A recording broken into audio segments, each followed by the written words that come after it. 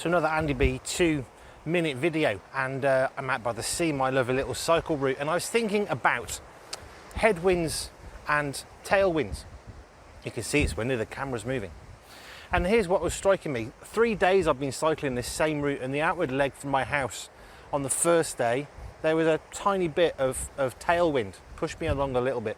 The second day, there was loads of tailwind. I was doing nearly 30 miles an hour, 28 miles an hour. It's pretty quick by my standards.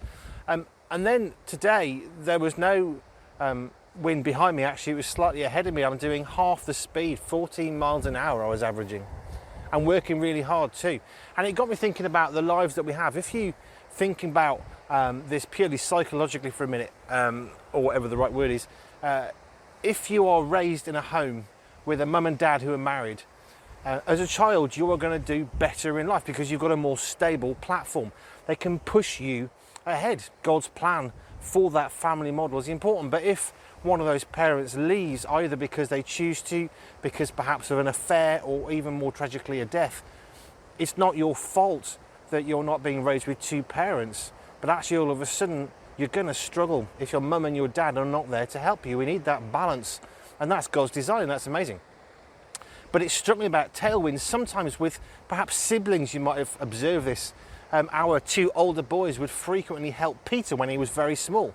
And we thought, why isn't Peter able to grasp these basic concepts like tying his shoes or saying these particular words? And it's because his brothers would always help him, which is really sweet and lovely. But actually, as good as that was, it also slowed down his development. Sometimes things pushing along us aren't so good. I had a friend who was pushed into a managerial position, and it was terrible. He was not ready for that. He had anxiety and depression and stress. He couldn't cope with that sort of stuff. I've also seen people pushed into places of authority which are really good and beneficial. I was, as a 15-year-old boy, given the responsibility of leading a worship group in a very large contemporary church. It was a good thing because God was with me, and I was helped and encouraged and protected and supported. And it made me who I am today, and I'm really glad that that minister back then helped me in that way. There are going to be things pushing us along. Some of those things can be great, some of them not so. So we need to be careful with that and balance that with whether it's really beneficial, and that means a bit of godly wisdom. But headwinds is the other issue. There are things that are going to push us. I remember being in a really terrible situation, and a friend was speaking of Joe and I, and he said, the thing is, if you're in a really bad situation where people aren't encouraging you and it's not a nurturing environment, you're only going to be able to prosper so well or do so well. And we were not doing very well. And he said, look at what's against you in this situation. And it was so encouraging to think, we're not failures. Actually, the people around us are really horrible and terrible management at a place that we were working. And that's why we were struggling. And it was a real good wisdom. So things are going to push us. Things are going to push against us and behind us. They're going to help us, they're going to hinder us.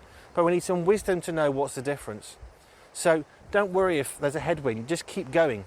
I could have been really upset at doing 14 miles an hour and sweating and breathing heavily this morning because I'm not going as fast as I was yesterday, but I'm still out on my bike and I'm still going, and actually I'm going under my own steam. So I'm even more chuffed with myself this morning because I'm actually doing a better job because it's me making the progress and not being pushed along. Being pushed is good. We need encouragement. We need to be helped. But at the same time, it's good when you can do it on your own in God's strength. Just a thought.